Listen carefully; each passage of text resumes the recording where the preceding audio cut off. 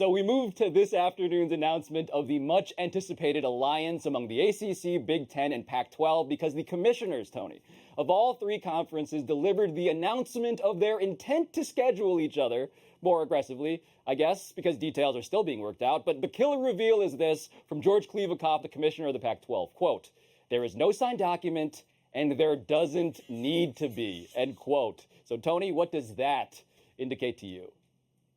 Well, wake me when it's actually signed. Don't tell me this nonsense that these things don't need to be signed. Of course they need to be signed. If you're entering into an agreement, each one with two other conferences, you have to sign something.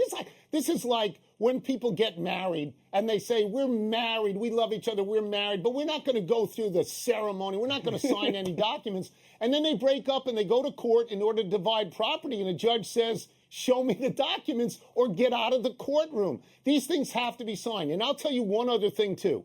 If tomorrow at 9 o'clock in the morning, the SEC made goo-goo eyes at the Big Ten and said, join with us and we will dominate the college football playoff and make billions of dollars. By the nightly news, the Big Ten would agree to do that, and they would tell the Pac-12 and the ACC to pound sand. And that's exactly what would happen.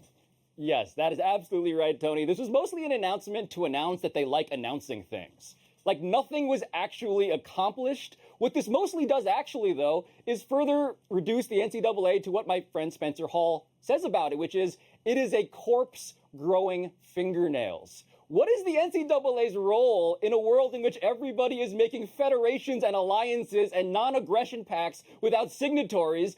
What is that organization even doing? Clearly, everybody sees the pie for what it is, which is something that needs to be divided as if in a zero-sum game. And the Pac-12, clearly, Tony, the most desperate because they know they're not the Big 12, they're not the Big 10, rather, and they're definitely not the SEC.